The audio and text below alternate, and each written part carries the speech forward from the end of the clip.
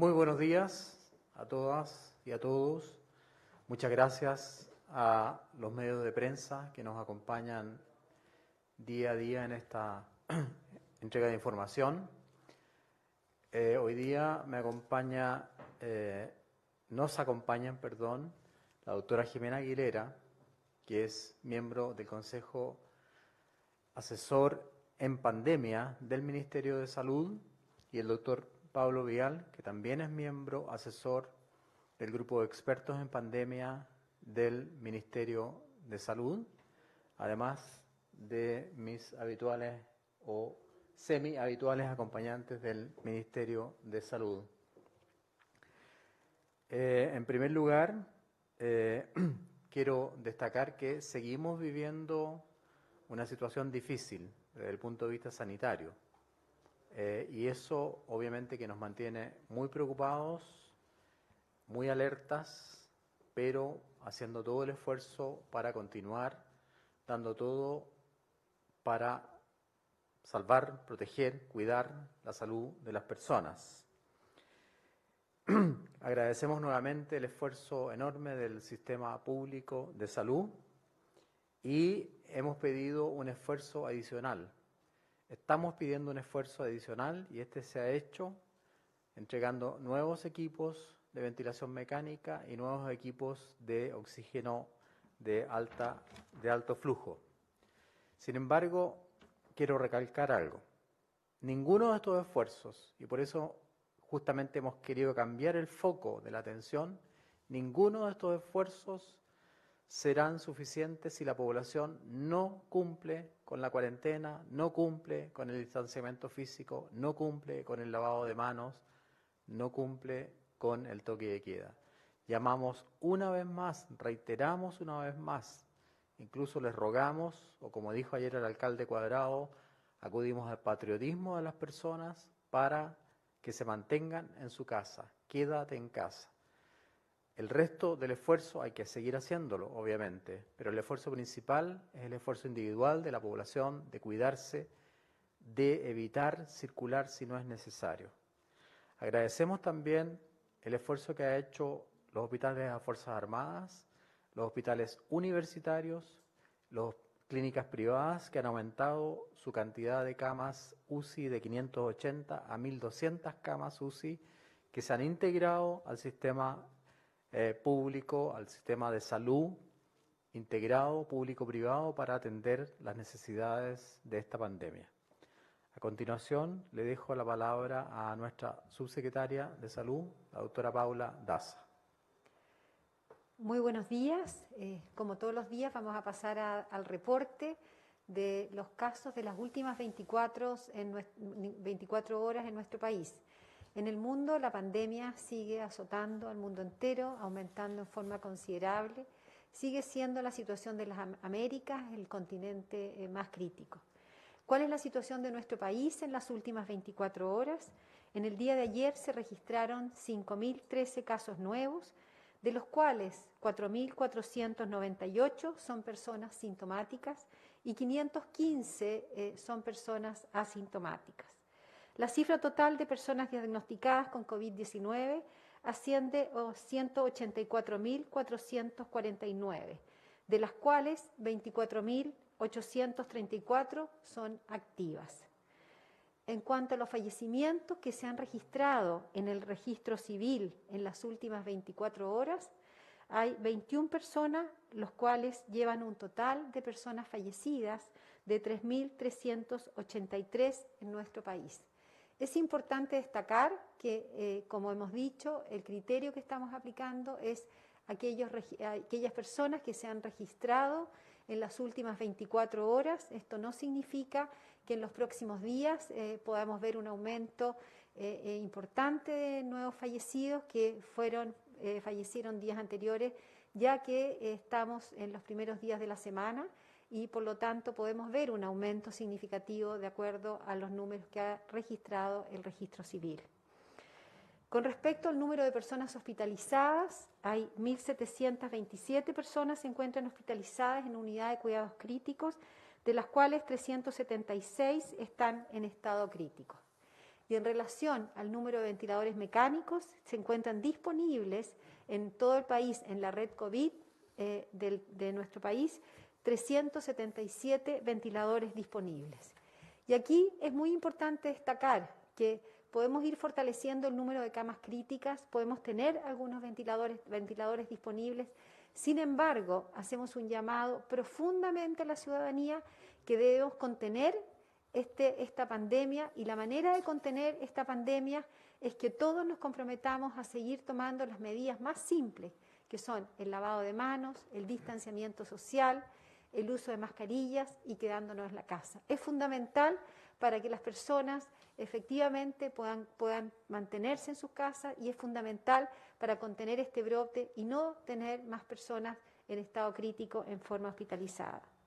Con respecto a la red de laboratorios, en el día de ayer se informaron 14.575 exámenes de PCR, lo que alcanza un total a la fecha de 873.533 exámenes en nuestro país. En relación a las residencias sanitarias, que es el lugar donde aquellas personas deben realizar su aislamiento, todas aquellas personas que no pueden contar con un lugar para realizar un aislamiento efectivo, deben ser trasladadas a una residencia sanitaria. El número de residencias sanitarias, de momento disponibles, hay 131 recintos con 12.043 cupos, de los cuales 4.661 se encuentran ocupados. Quiero reiterar que hay un call center a nivel de todo nuestro país, que es el 800-726-666, al cual las personas pueden llamar para tener información de las residencias sanitarias, y aquellas personas que requieren trasladarse a una residencia sanitaria se comuniquen con el call center para poder hacer la gestión y trasladarlas a una residencia sanitaria.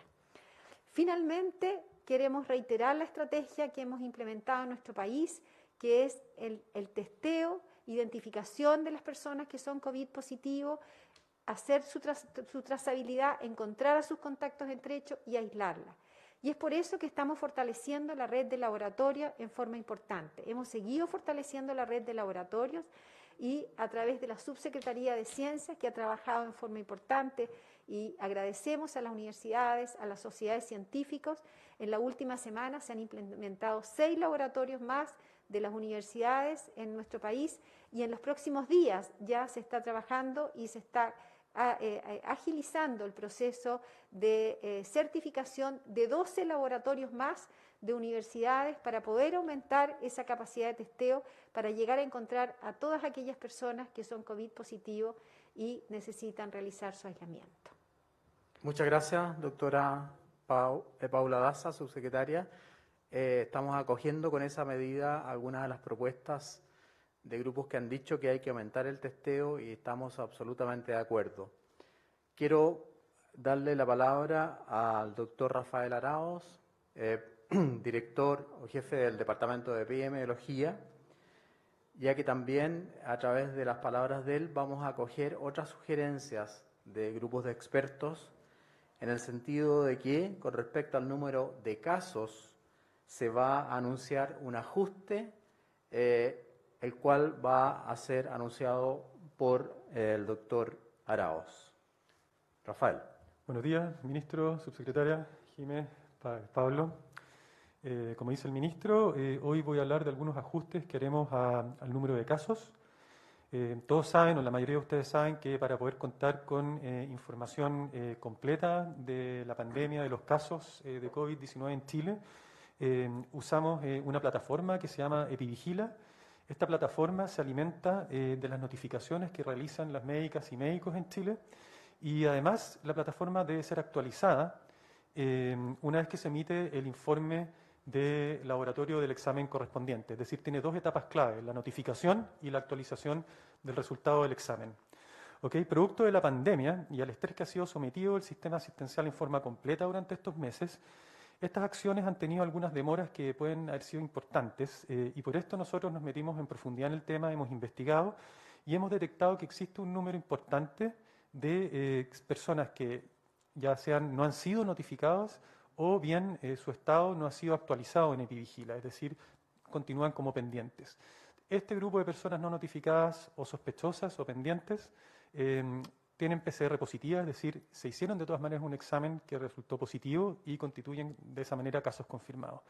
El número al cual ascienden este grupo de pacientes son 31.412 y son casos que fundamentalmente se encuentran en la región metropolitana y que se distribuyen, y esto es importante decirlo, a lo largo de todo el periodo pandémico. El ajuste de este número de casos al número total lo haremos mañana en el informe diario que se reporta, que ustedes conocen, y la desagregación, es decir, el detalle del lugar y del tiempo donde ocurrieron, van a aparecer en el informe epidemiológico que se entregará el viernes o sábado, dependiendo de la disponibilidad de la información. Esto, en todo caso, este ajuste es súper importante también mencionar, es algo habitual en una situación como la que estamos viviendo, en una pandemia, y volveremos a hacer todos los ajustes que sean necesarios en el futuro en la medida que detectamos situaciones como esta. Dicho esto, y entendiendo toda la complejidad de la pandemia, hacemos un llamado a todas las personas e instituciones que participan en el sistema de salud, desde médicos a laboratorios, que hagan sus máximos esfuerzos para notificar y actualizar Epivigila en la forma más oportuna posible. Ministro. Muchas gracias, Rafael. Con esta ajuste del número de casos, también hemos acogido propuestas de grupos de expertos o centros de estudio que habían destacado o habían hecho ver la posibilidad de que esto había que revisarlo. A continuación, le voy a ceder la palabra a la doctora Jimena Aguilera, miembro del Comité de Expertos en Pandemia del Ministerio de Salud. Muchas gracias, señor ministro. Buenas tardes. Bueno, primero decir que como Consejo nosotros valoramos todos los ajustes que se realicen en los reportes, tanto en la medición de casos como de los fallecidos, que redunden en una mejor medición de la dinámica y del impacto de este brote. Lograr una mayor transparencia para nosotros va a contribuir a aumentar la confianza en la autoridad sanitaria y eso también va a ayudar a que las personas sigan con más confianza las indicaciones de la autoridad sanitaria. Además, quiero aprovechar a nombre del Consejo la oportunidad de manifestar la voluntad de seguir colaborando con usted fielmente en la respuesta a la pandemia en esta nueva etapa, donde pensamos que es fundamental esta nueva estrategia de fortalecer el trabajo de terreno basado en la atención primaria de la salud. Solo de esa forma podremos ir a cortar la llave de la transmisión y reducir la tasa de contagios que tenemos en el país y reducir el impacto de la red asistencial. Muchas gracias, ministro. Muchas gracias, doctora Aguilera. Doctor Pablo Vial también forma parte del Comité Asesor de Expertos en Pandemia del Ministerio de Salud. Tiene la palabra. Gracias, ministro. Bueno, los clínicos tenemos múltiples roles y dentro de eso quería destacar dos temas en relación con lo que han dicho los antecesores, en relación con lo conversado hoy día. El tema de registro y el tema de educación. Los actores más importantes en que hayan buenos registros somos los médicos. Y en ese sentido queríamos pedir la colaboración de todo el personal de salud a completar con la mayor rigurosidad los datos requeridos y para lo cual se han desarrollado nuevos instrumentos, como decía el doctor Arauz, Epivigilia, de notificación y hay que dedicar todo el tiempo necesario para completarlo. De esta manera que los datos que se requieren del mundo clínico lleguen a las instancias de registro y análisis para conducir la respuesta de la epidemia con la mejor información. Es decir, el camino sería buenos registros y oportunos, llevan a cada vez mejores datos y mejor información para tomar mejores decisiones. También me gustaría destacar del mundo clínico el rol que tiene en la educación. Quería insistir en el rol que tenemos todos, los que pertenecemos al personal de salud, en educar y orientar a los pacientes en las medidas de prevención, realmente darnos el tiempo de explicar, dado que el virus está en las personas, hay que dedicar tiempo y esfuerzo educativo para que se respeten las normas de aislamiento, de cuarentena y todas las medidas preventivas que ha mencionado el ministro. Muchas gracias. Muchas gracias, doctor Vial. Pasamos entonces a las preguntas de los periodistas. Muy buenos días, ministro. Sobre una información que se dio a conocer hace pocos minutos, ¿tiene usted antecedentes del fallecimiento del alcalde de Tiltil, Nelson Orellana? El 29 de mayo él reportó que padecía coronavirus, falleció por una intervención quirúrgica. La pregunta es si incidió su estado COVID positivo en este deceso. Lo otro, ministro, a un mes de la cuarentena en la región metropolitana, un estudio publicado por Espacio Público pide que se aumenten las medidas restrictivas. Establece que el Gran Santiago debe entrar, lo dicen ellos textualmente, en hibernación, como una ciudad dormida. Esto ante la preocupante alza de contagios. Primero, ministro, ¿usted comparte este diagnóstico? Y lo otro, ¿es necesario endurecer las medidas, como por ejemplo adelantar el toque de queda, todo esto para reducir la movilidad?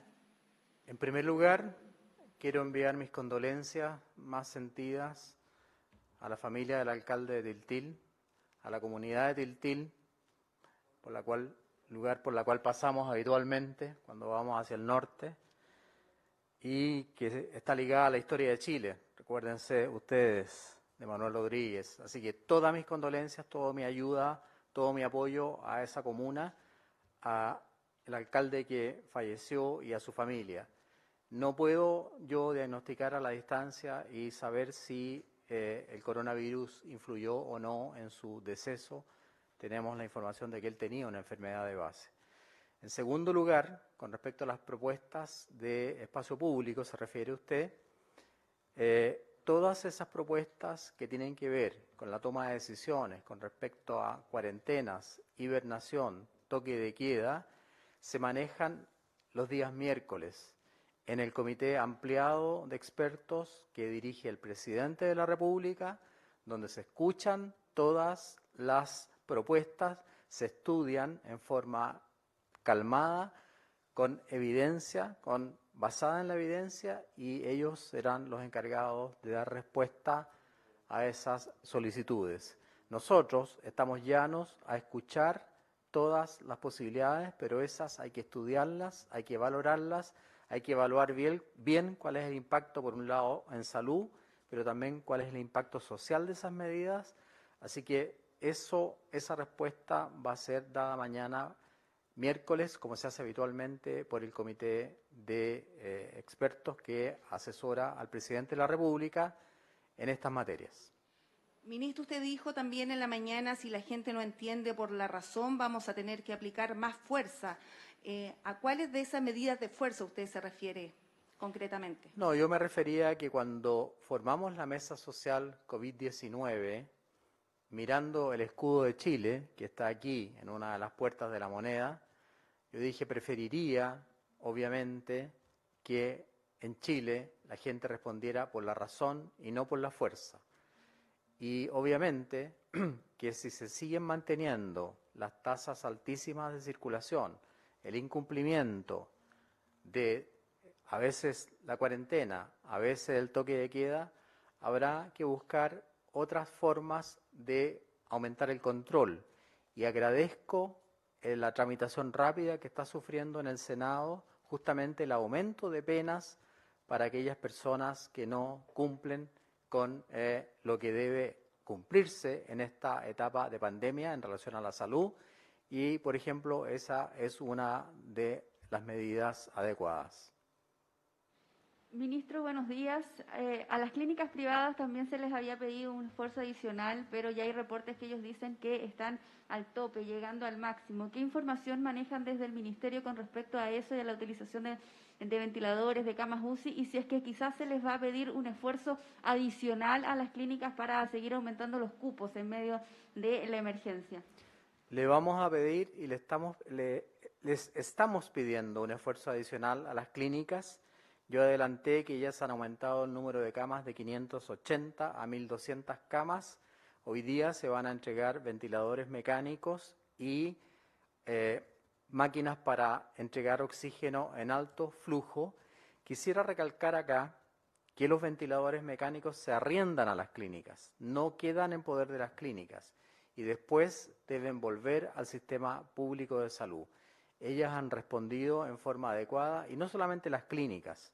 Hay que reconocer el esfuerzo enorme de los hospitales universitarios y también de los hospitales de las Fuerzas Armadas, pero obviamente, como dice usted muy bien, le estamos pidiendo un esfuerzo adicional, ya que es necesario, yo dije al comienzo, por la situación difícil que estamos viviendo. Hola, ministro, buenos días. Salió un nuevo informe COVID-19 elaborado por la Escuela de Salud Pública de la Universidad de Chile, en donde se señala que los datos entregados por el MinSal no permiten hacer una modelación en torno a la pandemia, por lo que no seguirán haciéndolo justamente en base a los datos que entrega el Ministerio. Enfatizan en la necesidad de hacer un cambio en la estrategia del análisis. ¿Se pretende tomar en cuenta esa recomendación y cuál finalmente es su percepción respecto a esa afirmación en el estudio?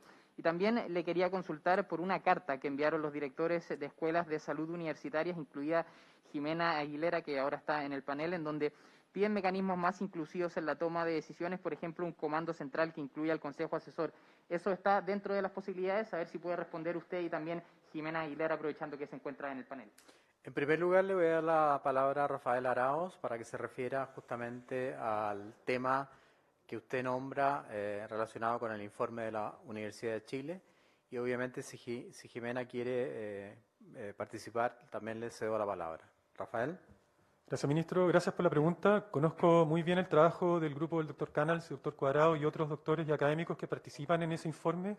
Han hecho un gran esfuerzo y lo valoramos. Es nuestra intención conversar con ellos. Tenemos una mesa de datos, ¿cierto?, que ha trabajado durante todo este tiempo el ministro Cub, Demian Arancía y el grupo de la gente del Ministerio de Ciencia, donde hay muchas de estas personas que participan, y la idea es que a través de la mesa de ciencia podamos canalizar todas las necesidades y todos los requerimientos que tengan los investigadores, y a través de preguntas concretas nos puedan entregar soluciones concretas. Por supuesto que vamos a conversar con ellos y con otros grupos más. Gracias, Rafael. Jimena, ¿quieres referirte al tema? Gracias. Sí, reiterar que efectivamente a nombre de las escuelas de salud pública se circuló una carta de todos los centros formadores, que somos más de 20 universidades, en las cuales nos ponemos a disposición del ministro para colaborar en la respuesta a la pandemia, para colaborar tanto en la capacitación, para colaborar con nuestros alumnos, si es posible, y también para sugerirle algunas recomendaciones, entre las cuales está el tener un mecanismo más participativo y inclusivo en la conducción del brote. Yo creo que esas recomendaciones van muy en tono de lo que hemos visto en estos días en el cambio de gestión del Ministerio de Salud, y por lo tanto, por supuesto que yo me hago cargo de lo que estamos planteando como Escuela de Salud Pública, y de hecho se lo hemos planteado también como Consejo Asesor, el tema de la transparencia, la inclusividad, la participación en la toma de decisiones, de manera que nos sintamos todos incluidos en la respuesta a esto, que es un desafío que no es de un gobierno, sino de un país. Gracias. Muchas gracias, Jimena. Las escuelas de salud pública son fundamentales, y la salud pública como una ciencia de la medicina también es fundamental, creo yo, en estas circunstancias y en otras también. Así que nosotros vamos a estudiar el documento, yo no lo he leído, y vamos a acoger obviamente las sugerencias que podamos a las cuales podamos darle una respuesta positiva. Pero justamente el cambio que hemos anunciado hoy día en el ajuste en el número de casos también va en esa línea de mayor o aumentar más bien la transparencia en la información con respecto al número de casos. ¿Hay alguna otra pregunta? Sí, ministro, buenos días. Buenos días. Casi buenas tardes ya. Antes de la pregunta, pedirle si es que el doctor Arauz puede explicar esta inclusión de 31.000 casos, creo no se entendió bien, son nuevos casos activos, son contagios confirmados, ¿cómo se va a hacer esta inclusión? Es una buena pregunta, si hay dudas siempre hay que aclararlas. Sí. Rafael. Sí, bueno, esto es un trabajo continuo que venimos haciendo, que consiste en la revisión de todas las fuentes de datos que tenemos, que son múltiples. Como les dije, dependemos nosotros a nivel central de dos eventos que tienen que ocurrir. La notificación de un caso, es decir, va una persona al doctor con síntomas de la enfermedad y esa persona es notificada en algún sistema. Antes se hacía a papel, ahora se hace en el sistema Epivigila. Una vez que ese paciente está notificado, nosotros conocemos de él, nos enteramos de él. Después está el sujeto que es notificado y que queda en un estado de sospechoso. Para que nosotros nos enteremos que esa persona pasó a ser un caso positivo confirmado, necesitamos que el centro de salud o el médico o el lugar donde esta persona se hizo el examen actualice el estado de epivigila y pase el sujeto de una persona que está sospechosa a confirmada. Nosotros, después de un largo camino, trabajando junto con la red de laboratorios de todo el país, que son más de 80, como ustedes saben, hemos logrado consolidar una base de datos que ahora nos permite tener otra fuente de datos que nos permite buscar o intentar encontrar aquellas personas que, teniendo un examen positivo, no habían sido incluidos en nuestra base de datos porque o no fueron notificados o no fueron cambiados su estado de sospechoso a confirmado. Ese número que les comenté, que es exactamente 31.000, perdón, exactamente, 31.412, es un número de sujetos que se distribuyen a lo largo de todo el periodo pandémico, es decir, esos 31.000 no son enfermos de hoy ni de ayer. Por supuesto que hay algunos que están en el periodo actual, y ese desglose, para que ustedes sepan con detalle dónde se ubican en el tiempo y con la desagregación geográfica correspondiente, las vamos a ir haciendo en forma paulatina. Mañana vamos a informar un total de casos que va a ser el total acumulado, que va a consistir en todos los que va a incluir estos 31.000, además de los casos nuevos. Por lo tanto, mañana va a haber un salto en el número total de casos, y el viernes, en el informe detallado que hace el Departamento de Epidemiología, va a estar el desglose por tiempo y lugar. No sé si contesta la pregunta. O sea, estos se suman a los Se suman. 184.000 que se informaron hoy. Así es. Exactamente. Perfecto. Ministro, le hago la pregunta, ya que no está el subsecretario de redes asistenciales. Quería preguntarle a propósito de un oficio que envió la diputada Marcela Hernando.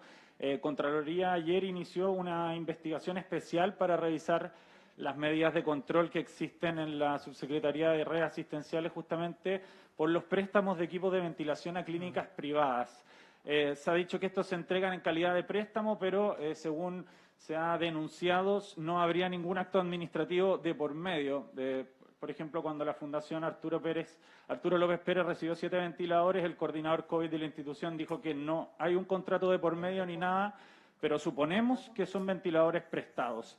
Preguntarle por qué se han entregado ventiladores entonces sin ningún documento que acredite estos traspasos. Y, por otra parte, a 3 meses de la llegada de la pandemia, por ejemplo, la clínica Indisa hasta hoy no ha recibido ningún ventilador y la clínica Las Condes ha recibido 8, ya cumplió la meta de duplicar su capacidad.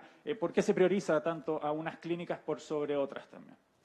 La verdad es que los ventiladores son arrendados, no son entregados en forma libre al sistema privado de salud.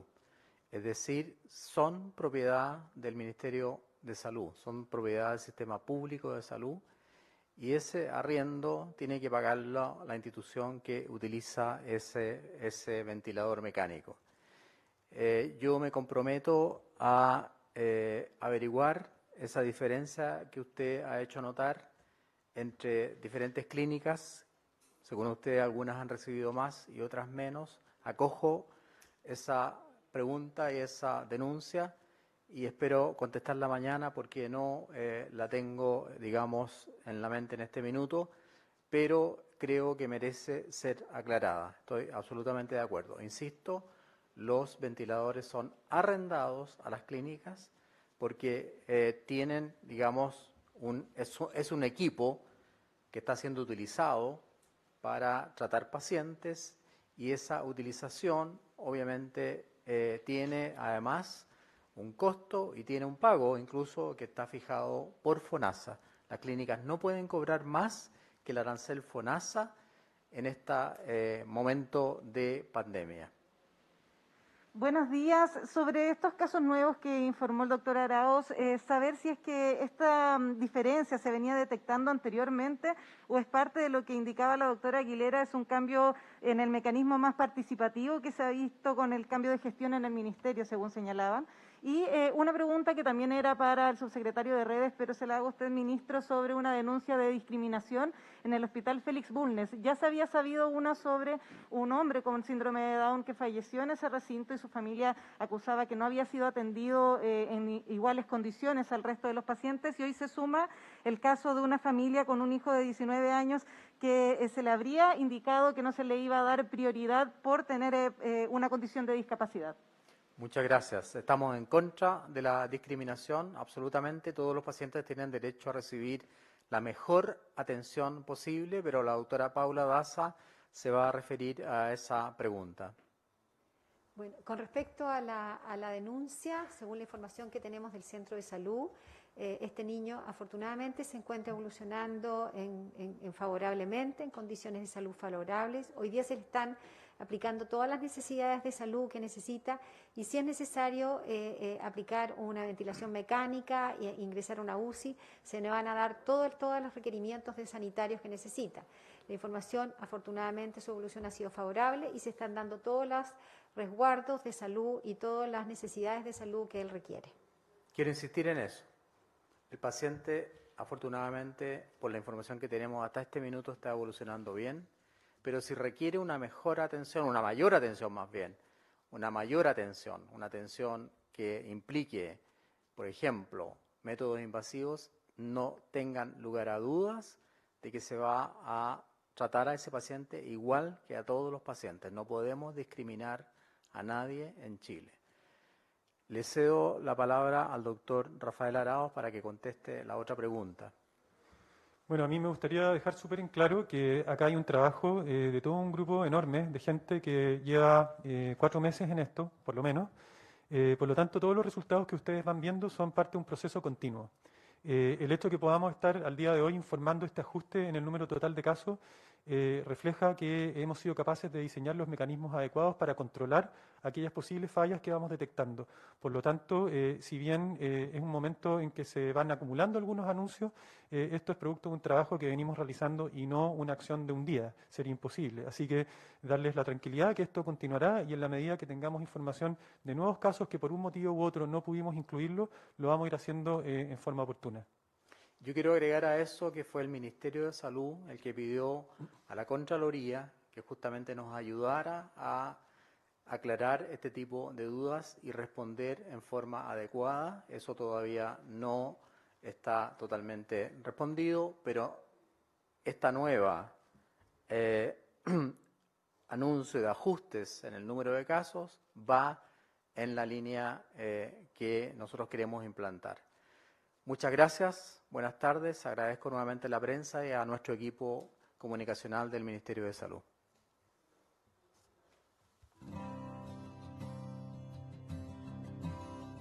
Transmitió el Gobierno de Chile. Agradecemos a los canales de televisión y radioemisoras que integraron esta red voluntaria.